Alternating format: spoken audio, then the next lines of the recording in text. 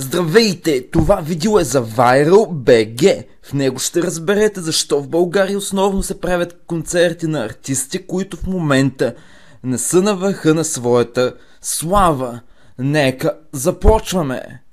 Наистина в България се правят доста концерти, но много често много от известните артисти в момента пропускат нашата държава. Само посещават най-вече държавата ни артисти, които са били известни от преди 10, 20, 30, 40, даже и 50 години може. Но защо се получава така? Защо? Нима няма толкова фенове на новите артисти? Има, разбира се, но има едно нещо друго. Печалбата.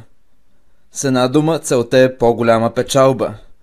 И ако се покани някой нов артист, същевременно билетите ще са по-скъпи. И това предполага по-малко хора да отидат на този концерт, заради цената на билетите. Цената определя всичко. Докато ако се покани с по-стар артист или група, билетите ще могат да са по-евтини. И същевременно промоутерите ще спечелят повече от този концерт.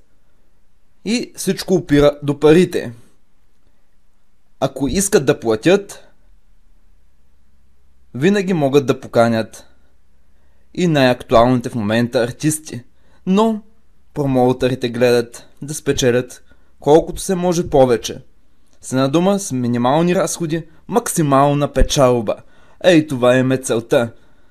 И докато не се промени тяхното мислене, рядко ще се посещава нашата страна от артисти, актуални в момента, като Лейди Гага, която направи концерт в арена Армеец. Доста интересен концерт, с замък, декор, достоен и интересен. Но да се надяваме в скоро време да се променят нещата. Пак ако не се променят, винаги може да се посети някой артист в съседна на България държава. Благодарим ви за гледането. Това видео беше за Viral.bg. Споделяйте го, харесайте го, пишете коментари.